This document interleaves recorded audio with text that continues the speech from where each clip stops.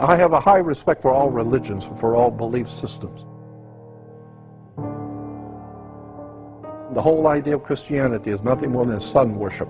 That is blasphemous!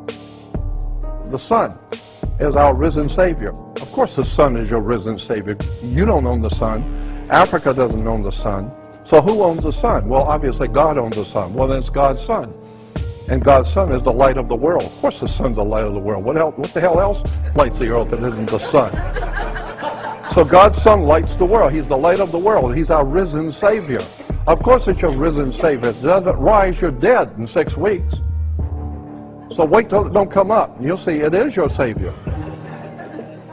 And the sun, the Egyptians said the sun gives off energy, and energy is light. That's why you have the life of a battery. When the battery goes dead, there's no energy. So the Egyptians said the sun is pure energy, and it's giving its energy so that we might live. So God's son is giving his life that you might live. Of course the sun's giving its life. It's giving its energy so that you can grow and the plants can grow. And once you begin to understand religion, where it comes from, the whole story of Jesus is nothing more than a metaphor. There was no Jesus, there was no Abraham, no Isaac, no Jacob, there was no Moses, no King Solomon. That is blasphemous! None of those people in the Bible ever lived. These are metaphors for something far deeper that the ancient writers were trying to tell you in a metaphor. There's a symbolic story. And if you don't get the symbolism, you will go for your whole life in trouble because you didn't know how to read the symbols. You don't know what's really going on behind the scenes. You drive down through Los Angeles and see all the spray painting on walls. You think it's a bunch of kids destroying property. No, no, no. Those symbols mean something. And if you don't know what they mean, you better stay out of the territory because they're telling you. If you come in here as a different particular race, that symbols mean we're going to kill you. And so if you're going on a bicycle ride in China, you better learn the Chinese symbols because you're going to get killed if you don't know how to read the symbols. And that's what most people don't know anything about, how this world really, in fact, works. And the ancient Egyptian religion, one of the many different religions in Egypt, the ancient Egyptian religion of Horus. Horus was the sun in its rising. He was a god, God the sun. And Horus was spelled H-O-R-U-S. And Horus walked across the sky in 12 steps. It was a 12-step program. That's why alcoholics have a 12-step program.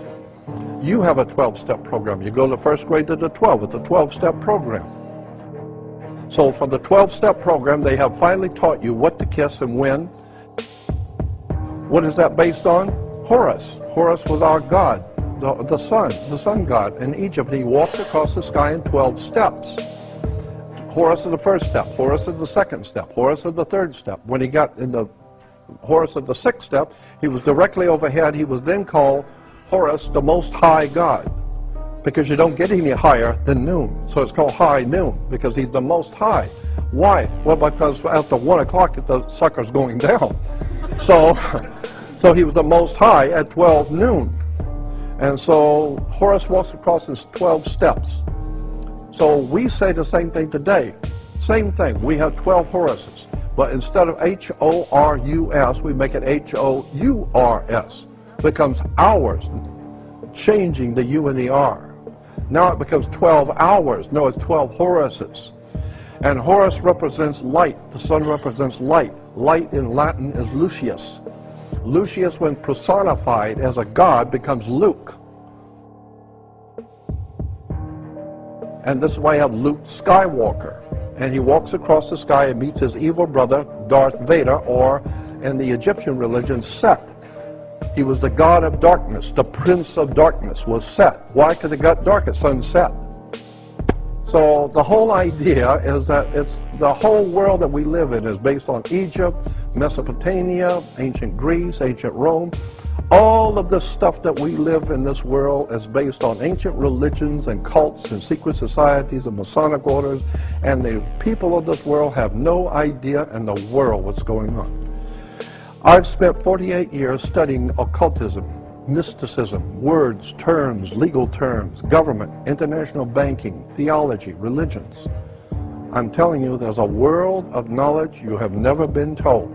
that's been right there for you, but it just never occurred to anyone to sit down for 48 years and study this stuff in the dark.